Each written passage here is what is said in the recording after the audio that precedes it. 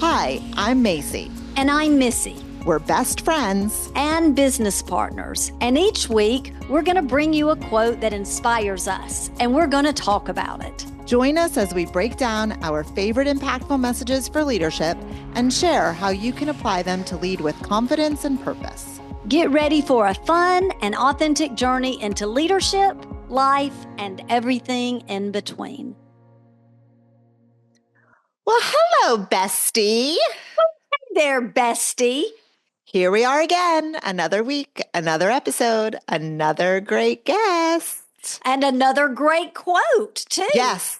I'm really excited about this quote because we are both such systems girls, of course, for different reasons. I am more of a systems girl because I need systems to survive, right? Yeah. Like I'm that high-level, people-centered extrovert. And if I don't have systems in place, then my life is a mess. I don't know why I love systems. Like I've just always, Miss Colby, my third grade teacher, taught us how to read in a system. And honestly, I think ever since then, I just love a system. You're hardwired that way. Yeah, I just love it. And we have another guest with us today who is also a systems girl, of course. That's why we are so excited that we got to talk about it with her. We are so excited to have Megan Huber with us today on the Let's Talk About It podcast. Yes. So Megan, we are so glad you're here with us. Why don't you share with our listeners some highlights about who you are and what you do? Amazing, ladies. Well, I'm excited to be the third M. Yes, that's right. Yes, it's a triple M episode today. M cubed. Yes. There you go. I was going to say triple threat, and then I was like, oh, no. Oh, no, I like that, Megan. Triple threat. Okay. A little bit about me. Let's see. Let me do the fast version. So my very first career, I was a high school teacher. I think sometimes that always shocks people. You know, like the older you get, I stopped teaching 14 years ago. So it feels like another lifetime ago. But yeah. I love to share that I was a teacher because so much of what I do today really is rooted in what I learned in the classroom with high school kids. Yeah. So started out my career as a high school teacher, although I did not go to school to be a teacher originally. Got a master's degree in teaching after my undergrad in business. And I taught for 5 years. I taught for North Carolina Virtual Public Schools. So I taught online as well. And when Sean and I had our daughter, Brighton, 14 years ago, I didn't go back to the classroom. I was home with a baby, which is super uncharacteristic of me because I love to be part of something bigger than me. Yeah, you're a worker bee. I'm a worker bee. I'm not so much an idea person. I was a guest on a podcast recently, and when we were done filming the show, the person who was interviewing me, the host, and I were having a conversation, and he's telling me, you know, he loves being interviewed, and he used to do the talking head videos, and we're talking about content, and he was like, I just can't do the talking head. I need a prompt. And I was like, oh my gosh. I was like, I do so much better when I have a prompt as well. So I love that. So I was a teacher. I left the classroom. I didn't love being a stay-at-home mom. And I never in my mind thought like, I'm going to be a stay-at-home mom. And that's what I'm meant to do. I didn't have a plan. I just left, came home, and didn't enjoy it. And my husband suggested, why don't you go get a coaching certification? Because he had a coaching certification and was using it in his profession. And so I was like, I'm kind of at my wit's end. I don't have another option. Like I've got to figure something out.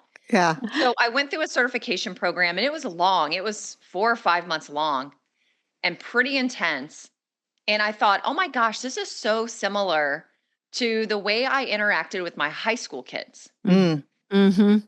And then within 2 weeks of finishing that course, I had a website up, a business established, a logo created. Yeah, you're like us. You're like in it. Like when you're in, let's do this. You're all in. Yes. Yeah. All in. I was all in. And I built my first coaching business largely by attending networking events, speaking at events, and then I started my own in-person meetup. This was back in 2011 and 12. I was doing that. Yeah, before it was cool. before it was cool and like boots on the ground. And then fast forward, most of my clients were brick and mortars. I was doing pretty general business coaching at the time. A unique part of my story is that I left my business to work full-time for a mentor of mine. And we built, she already had a coaching business, but together we built, close to 10 million a year. And I created all the programs, ran all the programs. I was the operator of the programs. I was the mastermind behind the functioning of the programs. Right. And I left there at the end of 2016 to reboot my own business coaching business in 2017, and have largely since then focused on working with coaches and consultants to help them actually grow a real business. So I love working with people who they are experts in their field. They know their niche. They are master craftsmen, and they are just missing the parts and the pieces to build an actual business. Because, this episode, I think the big difference between let's just go get some clients and then building a business, they are not one and the same. They are totally different. Right. If you're building a business, it is about systems, routines, and processes. Yes, that's why you were such the perfect fit for this episode. Hello, can you see why we chose you to be on this one? And we're so glad you're here. You're such a powerhouse. And we're just thrilled to have you. And okay, girls, I'm going to go deep fast because there are probably many people who are listening that, let's be honest, they may not be systems folks. Now, they might be routine folks, but routines are not the same as a system or a process. Yeah, so I think we need to break it down a little so that people understand the difference. So for the purposes of this episode, a routine, when we talk about a routine, it's something, an action that you do on a regular basis, typically in the same order, right? So it's personal, it's consistent, it's almost habitual. They are outcome oriented, but there's not a lot of formality to a routine as there is with a process or a system. Yeah. So like a morning routine, right? You get up, you brush your teeth, you wash your face, you make your bed. Well, if you live in this house, I'm the only bed maker here. But yes. So you get where I'm going. You get dressed, you make a cup of coffee, you head out the door. Right. So that would be what we would consider a routine. It happens automatically, not a lot of thought to it. It's, ongoing, outcome oriented. A process, however, is a specific set of steps designed to achieve a defined outcome. It's definitely more structured. It's definitely more deliberate.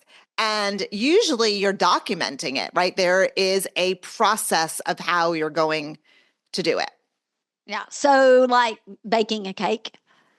Well, I would say yes. I mean, we wouldn't really know much about baking a cake. We're not chefs or bakers, but yeah. So baking a cake, right? You preheat the oven, you mix the ingredients, you pour the batter, you put it in the oven, you bake, you take it out, cools, cut it, that kind of thing. So Megan, are you a baker, a cook, or handy in the kitchen? Heck no. No, okay. I am so blessed that I married somebody who's a very good cook. Yeah, yes, all three of us. Whoop, whoop. Yes, no. blessing. I'm really good at making guacamole. I make very good guacamole. I've actually never had guacamole at any restaurant as good as what I make. Okay. I can toast things. Yes. I can scramble an egg. Oh yeah. I make eggs every day for myself. I can bake a sweet potato in the oven. Yeah. I can do things like that, but no, I'm not one of those people some people when they cook, my husband is really good at just knowing what flavors go together. Oh yeah. What ingredients go together with no recipe. No recipe. No recipe. None. Yes. Right. So and I'm we would definitely, Right. We would definitely need a process. Yes, we would definitely need a process. Okay. So Mrs., what's an example? I was going to say, outside of cooking, let's talk about a process. Example? Maybe onboarding a new employee or a client, right? You send your welcome email, you set up equipment, you schedule orientation. There's a process to it. Okay, so we talked about routine, we talked about process. A system is really bringing multiple routines and processes together. So it is to manage and coordinate outcomes. So here might be an example, like a fitness program. There's a workout routine, there's a meal prep, except if you live in my house, and then there's progress trackers, right? So there's 3 different routines or processes that come together for a system. Another example might be if you're running a retail store. You've got inventory, you've got sales processes, you've got customer service, maybe routines that all work together in a system to make sure everything runs smooth. Okay, so here's a question for y'all. Okay. Would routines become processes and systems when you write them down? So here's what I mean by this. I had a routine when my kids were both growing up, right? Like I knew exactly what we did. We had our rhythm going. But when my mom or my mother-in-law would come to keep the kids for a few days, I would write that routine down and then it would become a process that they followed. Yes? Yes. I think for that. you, so for you, it was a routine, but for them, it was a process because it wasn't their routine. Yeah, that's what I was wasn't thinking. Something they were doing every single day. Like you said, I think, Macy, it was you that said routines are things that we're kind of doing on autopilot. They're almost like, or maybe Missy, maybe you said, I don't know. Like the whole morning routine. Like a lot of that is you're just kind of waking up and your body it's muscle memory. You know how to do it. But someone coming into your home to take care of your kids or take care of your pets while you're out. And then they have to like feed the cats. But we have tortoises. Like, what do you have to do with the tortoises, the cats, the dogs, all the things? Where's the food? All that jazz. That to me, for someone else is you are writing down, okay, let me think about my normal routine. And then you've got to figure out how to communicate it in writing to the person coming in. It's like, do this first, do this second, do this third. I think that's a good point. Process. Yeah, I think that's a good point, Missy. When you write it down for someone else, then it becomes a process. And I think that a lot of people have routines, right? Some good, some not so good. But as the quote reminds us, that successful people not only have routines and processes, they have full on systems. Yes. Okay. So Megan, how do you know when you need to create a system? Like for our people who are listening, and really, how does one even begin to do that, to create a system? That's so good. I think so much in business terms all the time because I love to work. I love my vocation and I'm behind the scenes oftentimes of a lot of businesses. And, I work with people who are just getting started to people who have 7 and 8 figure businesses. Mm-hmm. And, usually the people who are more the early stages, like they haven't quite yet made $200,000, $250,000 a year. And again, I work with coaches and consultants. They have more a set of routines and they're kind of forming processes, but usually they have 0 systems. And to be quite frank, they don't really need systems yet, right? Like they just need to master the routine of waking up every day and creating content. They need to master the routine of waking up every day and thinking of sales. Like, how do I sell one-to-one? How do I build the confidence? That to me is more of a routine that starts to lend itself to creating a process. Now, when I step into a company that's doing 7 figures, multiple 7 figures, even 8 figures, I see, and look, I've been in this industry since 2011. I'm not surprised by anything. I've seen it all. Like nothing scares me anymore. There is such a lack of systems. So what I see when you're identifying, okay, there's a need for a system here. Typically it's when nobody on the team can tell you what any other team member's roles and responsibilities are. Yes. Oh, yeah. They're not tracking KPIs. They're not reporting on a set of metrics every Friday to their superior, whether that's the CEO or that's a higher level manager or leader. So that's not happening. They're probably using 5, 6, 7, 8 different platforms just to keep all the things organized. So I see a lot of, we're in Google Drive, we're using Google Sheets, and we're on Slack, and we're on Asana, and we're using this, and we're using that. I'm like, well, what's your communication system? How do you keep what's up? Your project nobody knows where to go to get it. Yeah. How are you actually running this company? I see a lot of chaos, a lot of inconsistencies, a lot of putting out fires every single day. And I'm not even thinking of one particular company. I'm saying like every company I've ever walked into in the last 10 years, no matter how much money they're making, $1 million plus, that's what it usually looks like. Wow. And oftentimes you have CEOs who are not necessarily systems people. Usually they're the visionary. Visionary. Yeah. Yep. They're the visionary. They're the idea people. They have so many new ideas all the time. And the team is like running around crazy. So usually we know there's a need for a system because there's a lot of confusion. There's a lot of spinning the wheels. There's a lot of chaos. Now, things are happening, right? Like action steps are being taken. Money's coming in. Clients are coming in. But you've got team members working 50, 60, 70 hours a week. Everything's being done manually. Nobody can find anything. And it's like, wait a minute, let's look at, when you get to that level in a business, there are routines and processes you are following every single day. There are repeatable processes that you're following every single day of the week, weekly, monthly, quarterly. That is our signal. Like if we want to scale and we want to grow this thing and we want to double or triple our growth in the next 3 to 5 years, it is going to require that we establish systems on how this company is going to function. And everybody on the team needs to understand how all the systems function and all the roles that everybody is playing in each one of those systems. So that's typically when I walk into a business, there's a massive lack of systems and there's chaos and confusion and overworking and frustration and overwhelm with the CEO and every single team member. Yeah. And I would say this, obviously these people have gotten to where they are without systems, right? You said you work with 6, 7, 8 figure people. So something is working, but the quote, systems permit ordinary people to achieve extraordinary results. That's when they're able to scale, is when they have those systems in place. I mean, I don't know, a 6, 7, 8 figure, I wouldn't necessarily call them ordinary, right? But for lack of a better example, that's what I'm saying is we wanted to get them to the next level. So they need a system. A rule of thumb that I have, it's pretty simple, but if I have to do something more than 2 or 3 times, it's time for a process or a system, depending. Like if I'm doing something and I'm like, oh, there's a system for this. Oh, there's a process for this, right? So that's usually how I determine if it's time to bump it up. And one thing I thought as Megan was sharing, talking about these big companies needing to put systems in place, a lot of times they don't, because they don't take the time to slow down and do it. Macy and I always teach, no matter what organization we're in, what industry, we always are reminding them, you have to slow down to go fast. Yeah. And when they get those systems in place, they'll be able to go faster. Okay.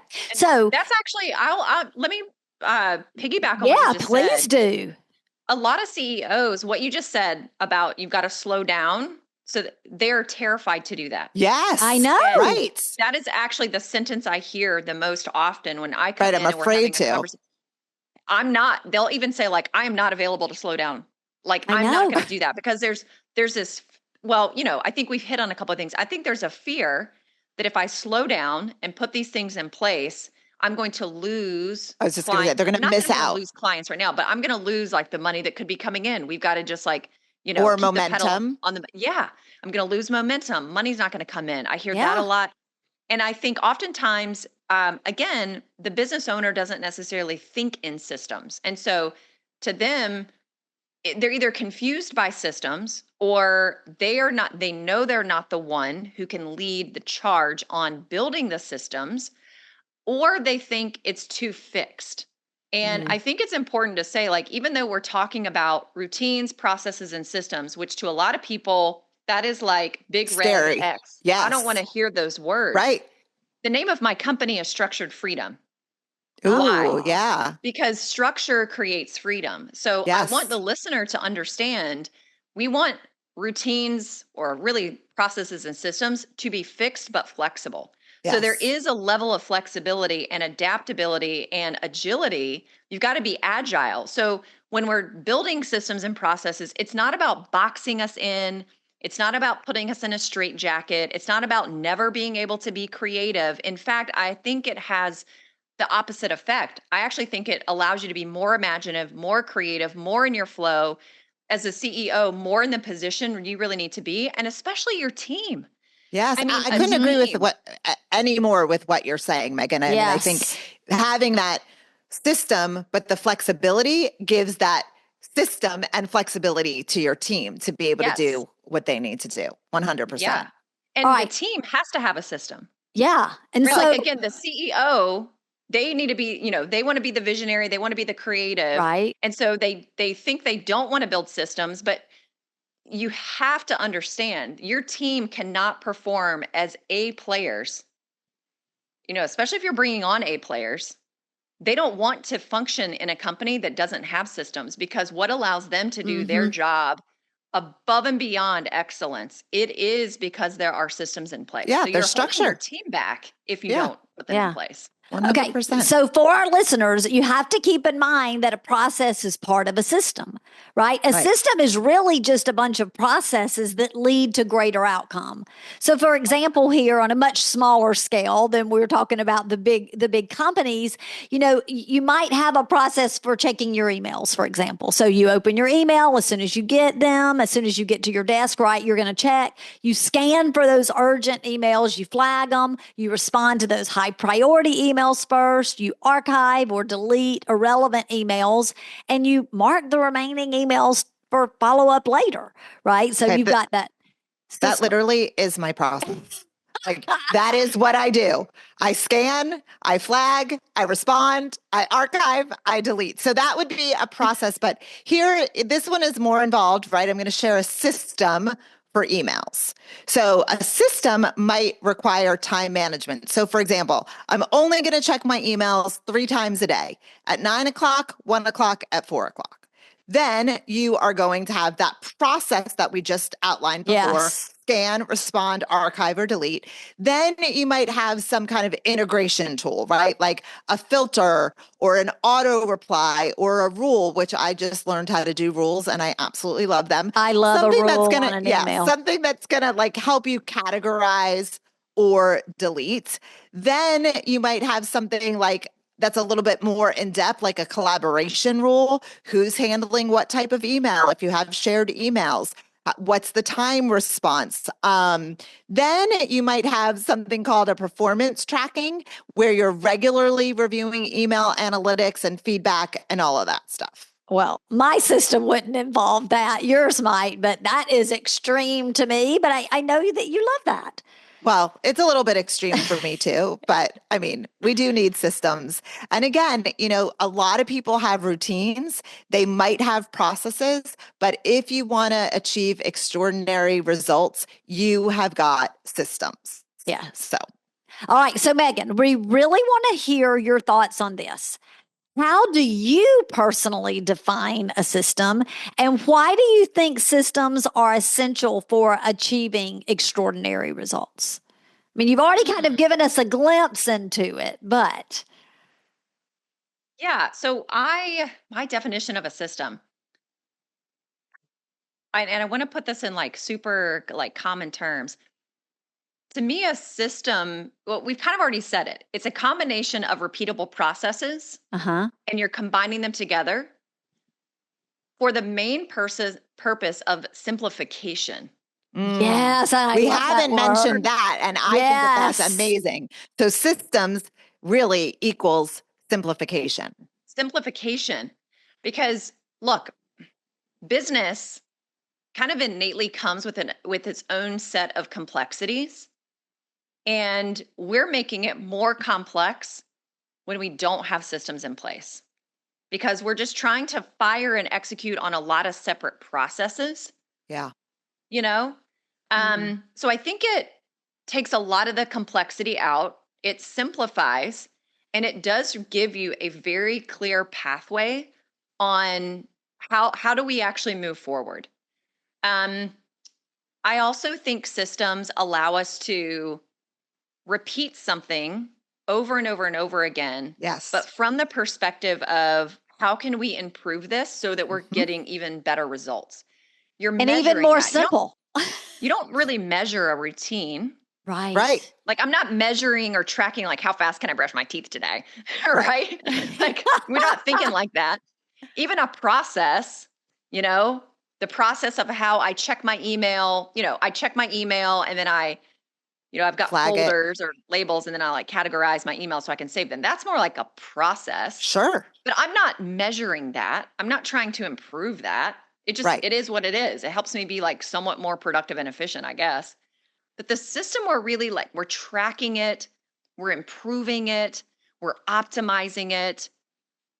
But it's got to be designed in a way that makes our lives more easy. So that, again, it's what I said earlier, your team is going to thrive in a system, right? Because we're the ones who are taking the idea and we are making the idea happen. We're executing the idea, but it's our job to keep improving 1% every single day. But if you don't have a system in place, you don't know what to track, you don't know what to measure, you don't know what to improve, you don't know where you're firing or misfiring. If you don't have a system, you're guessing, you're assuming, you're good. I mean, you're just making stuff up every single day without I a system. think what you want to happen is you want that lather, rinse, repeat. Yes. Right? Like we just want it to be almost automatic.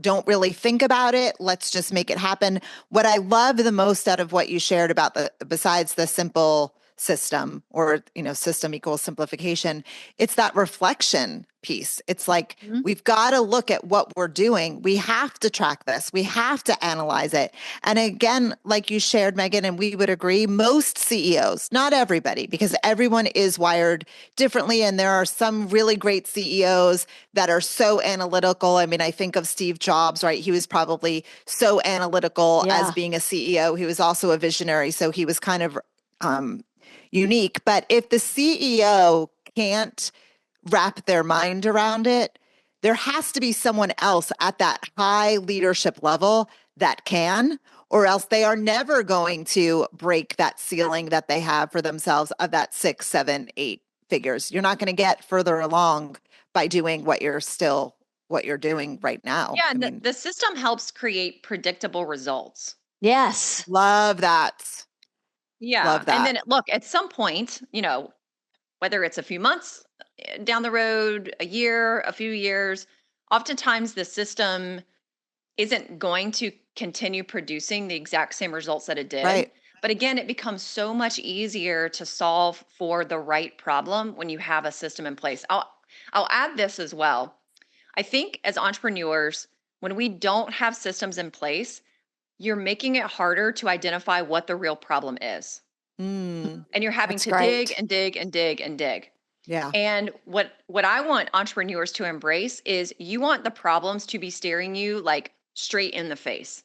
We don't want to have to dig 10 layers deep just to figure out what the freaking problem is. Yes. And look, what's going on here? Problems every single day, but like you want the problem to be right at the surface. We want to be able to identify the problem very, very quickly, or you want your team to be able to identify the problem very quickly so they can fix it without you.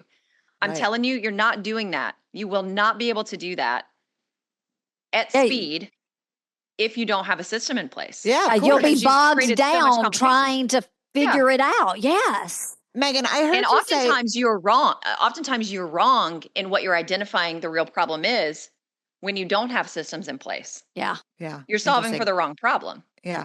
I heard you say before a different time when you were teaching that sometimes you have to break the system in order to be successful. I know it goes back to what we were saying earlier about the flexibility, but can you talk a little bit more about that? Because then I feel like people like you and I, so Missy, I would say falls more in like that visionary category. She has systems to keep her in track, keep her in place. And then you and I have systems and we want to follow the system, right? That is, we are built for systems and we get so caught up in the system.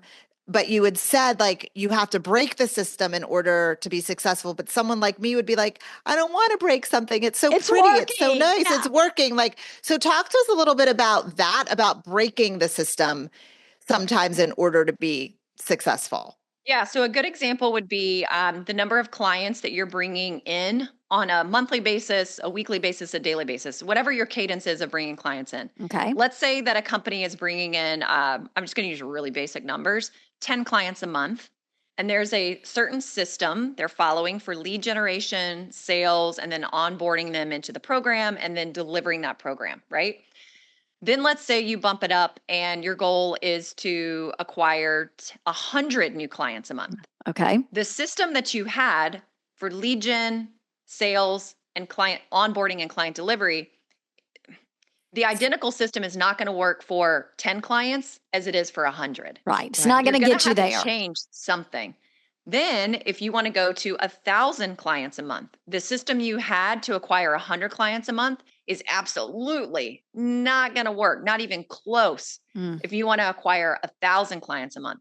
So if you look at kind of like phases of business, right? And you look at this, where people get stuck and where they plateau, people get stuck at around 250, 300,000. Then they get stuck at 500,000. They get stuck around 750,000. They get stuck at $1 million. The next sticking point is 3 million. The next sticking point is 10 million. And then typically if you can get to 10, like you can get to 100, then you can get stuck again at 100. Okay. Well, at every single one of those milestones, you're probably going to have to break all your systems down and you're going to have to rebuild them to get to whatever that next level is, because you're going to have more team, more leads, more cash coming through, more clients, more problems to solve. It's just like more. It's all the same thing. It's just more of the same thing. Right. And your system can't withstand, a system that was bringing in 10 clients at a time can't withstand a system, bringing 1,000 clients in. Like, right. And we've seen companies fail, Missy. Like they are doing the same thing at 100,000 clients that they were at the 10 clients, and that is and things start to crumble. Right.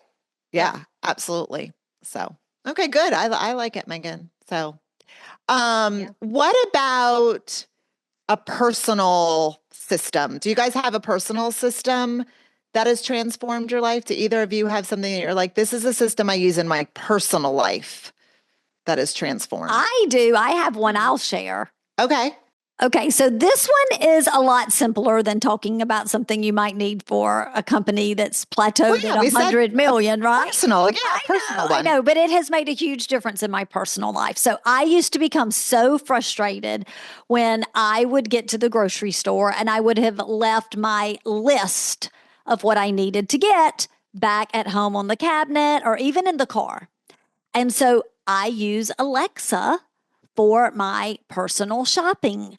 So what I do is, and I've gotten my whole family in the groove of doing this process that creates a system for shopping. So if they get something out of the pantry, out of the refrigerator, and it is the last one of those things, they immediately say, Alexa, add mayonnaise to the shopping list or whatever it is. And we are very intentional about making sure that nothing goes into the garbage that isn't on Alexa to replace. And then we all have Alexa on our phone. And so they pull up the shopping list. If it's not me shopping, when it's usually not, they go into the store and we mark it off. If it isn't there, we move it up as a priority. And I use it for my online shopping. It's a simple thing.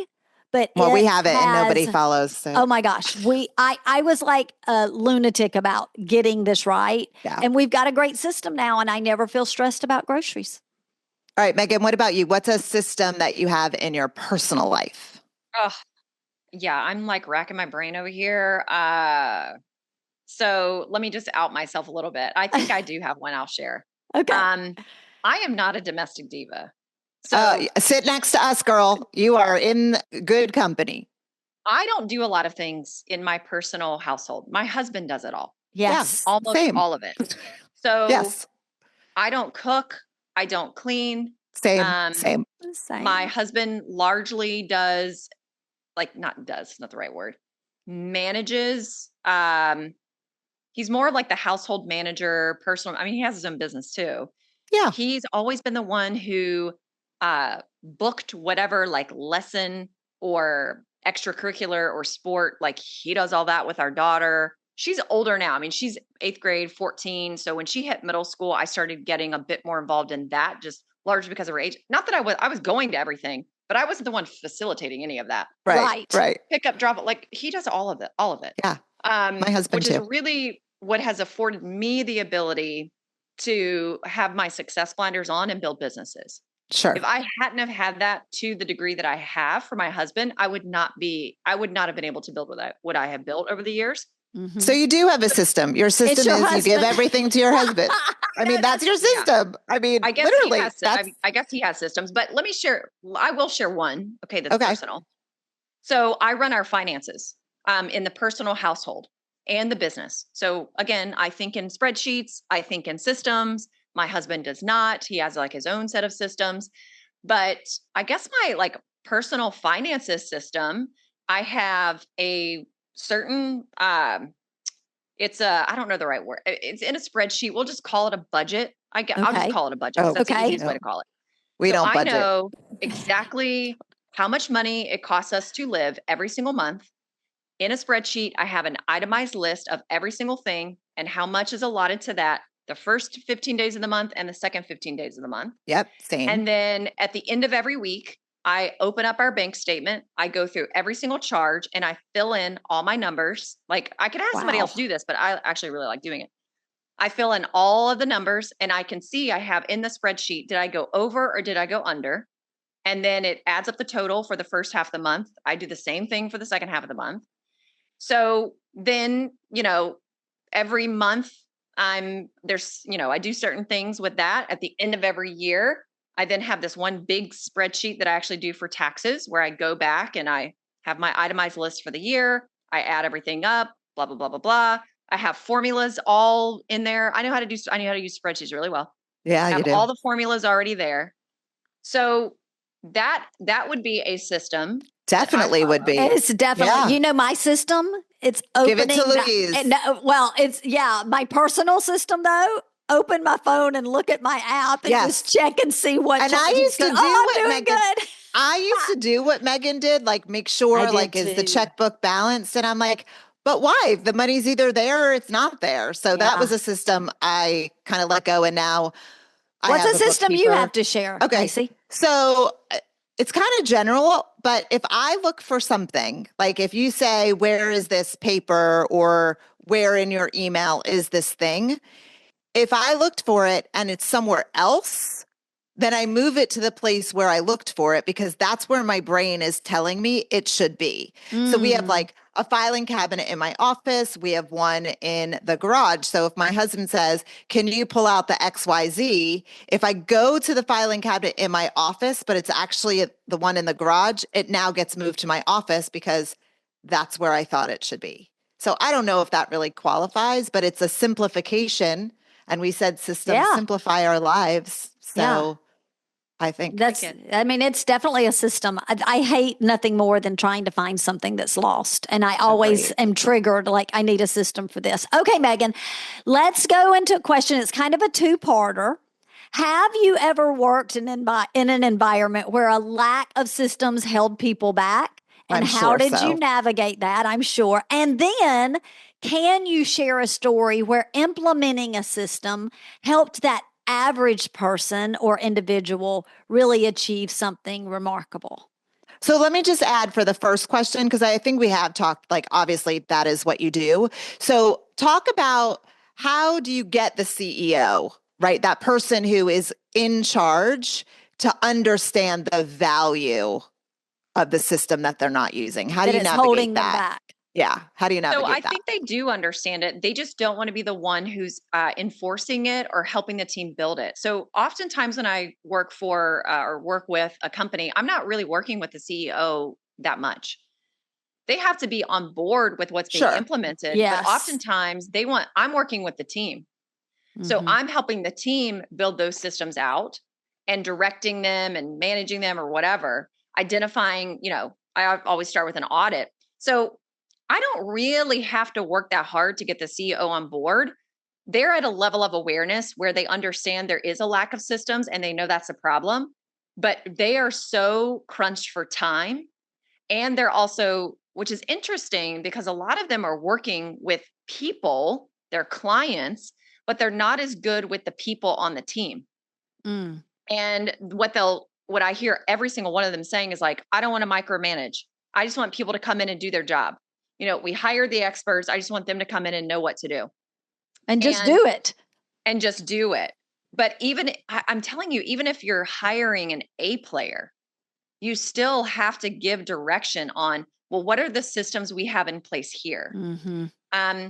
So I don't really have to work that hard to get the CEO on board, because they're not really the one following the system anyway. They're not building the system, and they're not really following the system. It's their team that has to build the system and follow the system. I'm just coming in and helping direct all of that.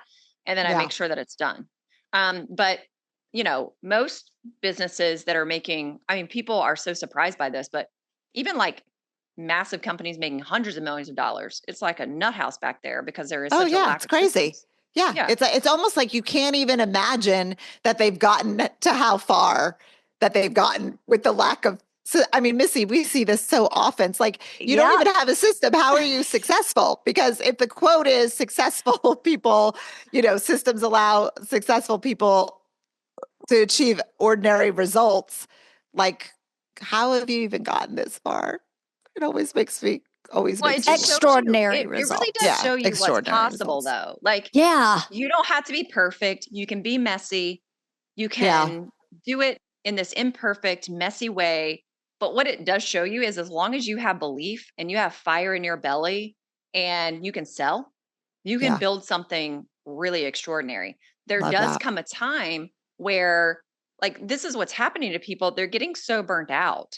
They're getting really worn down and tired, and they're overworking. And you start to see, you see this a little bit more from men who are CEOs than you do from women who are CEOs. But the men that I work with, or that my husband works with, their marriage is falling apart. They don't have a relationship with their kids. Their kids hate them. They're 50 pounds overweight.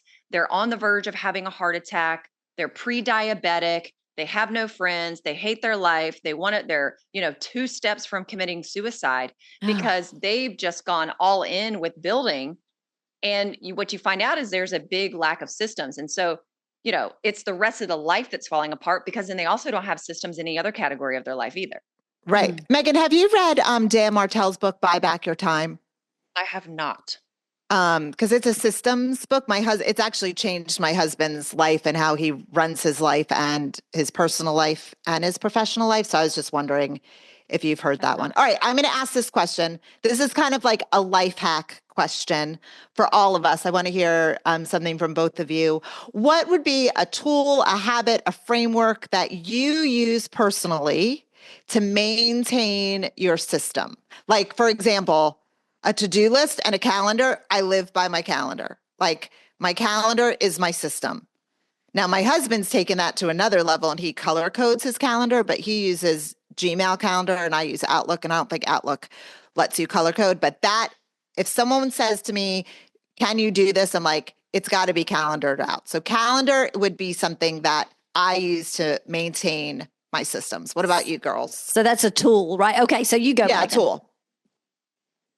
Oh, mine is the same. But you're also a spreadsheet girl too. I'm a spreadsheet girl, but I will only do what's in my calendar. I put everything in there, from everything, personal and business. Yes. I wake up every day and I don't have to think about, like, oh, what do I need to do today? What am I supposed to do today? I just open my calendar up, my schedule. Exactly. 100%. And my schedule tells me. So, that in a way is a system. It's like, what's the system that I'm working personally and professionally? I then need to build that out in my schedule. I'm a massive color coder, so I know what every color means. And I also want to make sure I have enough of the right colors. So for instance, green for me is revenue generating activities. So I believe putting revenue in first position. Well, I better have a lot of green in my calendar.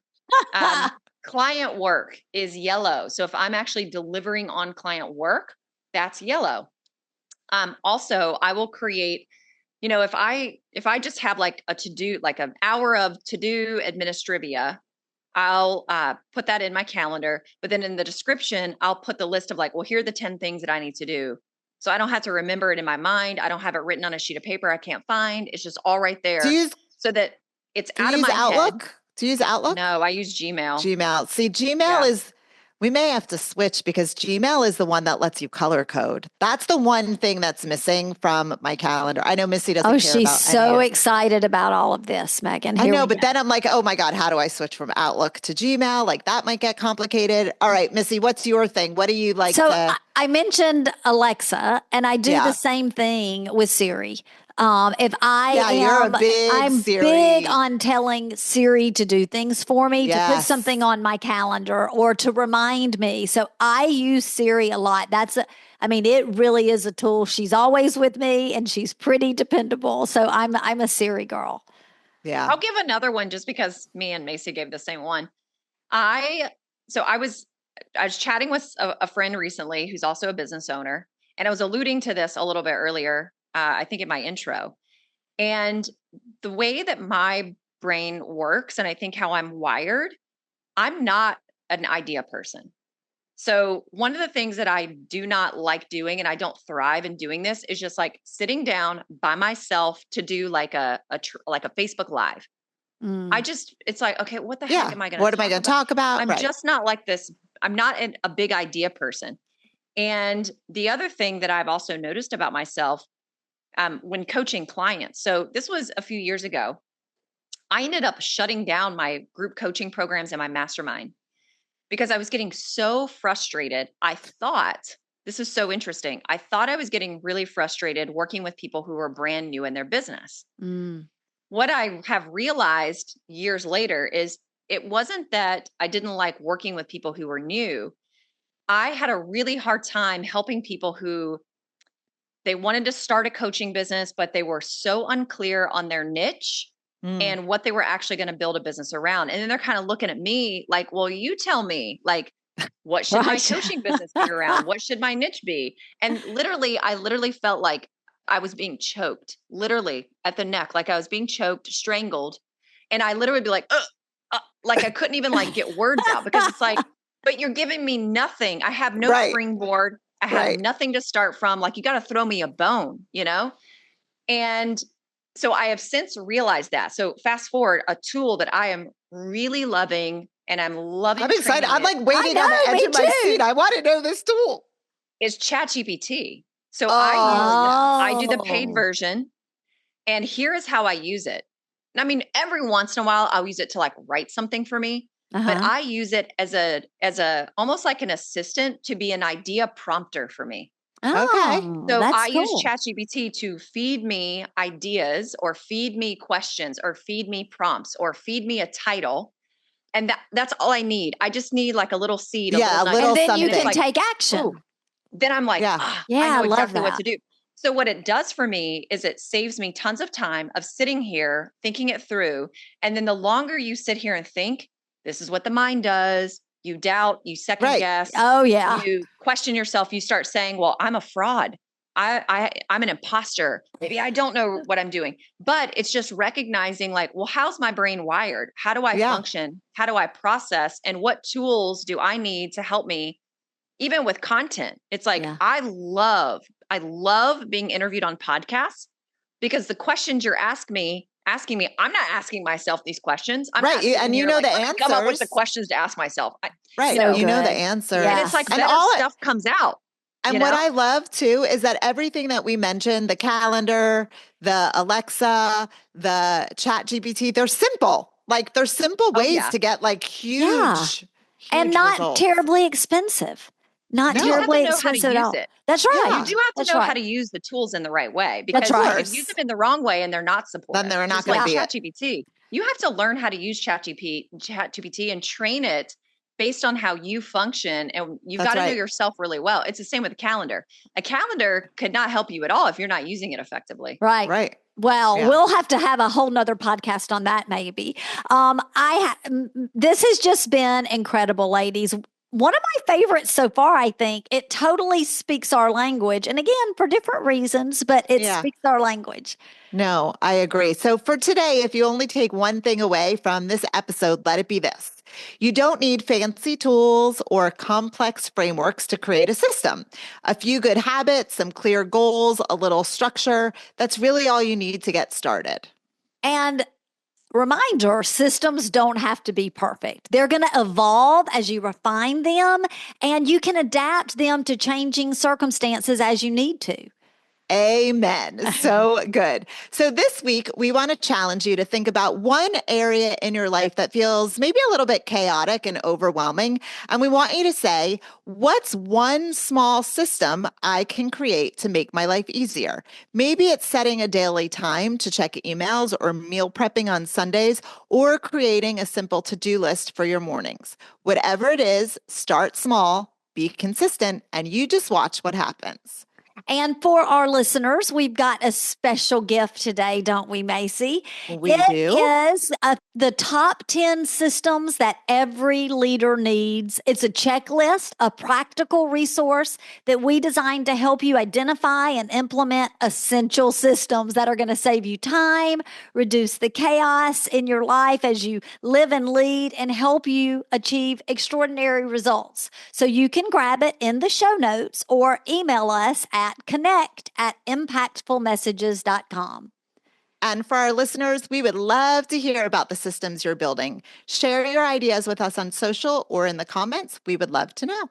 And Megan, thank you so much for joining us today. If our listeners want to stay connected with you, or if there's anything else that you are up to and want to share, how can they do that? Two really great ways. So if you're listening to this podcast, you're probably a podcast listener yourself. I have a podcast. It's called Built to Last with Megan Huber. So go check that out. And from my podcast, you can actually click on any link over there. Like you can find all my stuff's over there. So socials, website, everything. Perfect. The other really great place to connect with me is on Facebook. I feel like I live on Facebook. I have a Facebook group community called Structure Freedom Inc. Client acquisition for high ticket coaches. So that is another really great place to get training and resources and connect with other coaches and consultants. Great. And you'll share that with us, and we'll put all of that in the show notes too for our listeners. All right. So Megan, as we wrap up today, what is your favorite leadership quote? Favorite leadership quote. So I'm going to go with somebody who I know you two ladies absolutely love, John Maxwell. Yeah, we do love him. Okay. This is so simple. I love simplicity. My middle name should be like Queen of Simplicity. So he's got a quote that is, it goes like this: leadership is influence, nothing more, nothing less. Yeah. I mean, that is his number simple, one quote. And that is what he is known for. Absolutely. So do you have a favorite leadership quote? Let us know that too, and we may spotlight it on a future episode. We'll be back next week with another quote and more leadership insights. And you know what we're going to do? We're going to talk about it. Bye, Right. Bestie. Bye, Bestie. Bye, Megan. Thank you, Megan. So much. Bye. Thank you for listening. If you're enjoying this show, please show us some love by clicking the 3 dots to download the podcast, leave us a 5-star rating on your podcast app, and talk about it with other leaders to help them find the show from any of the major podcast apps. We'd love for you to follow us on social media too. Impactful with an M _ messages on Instagram and Impactful Messages on LinkedIn.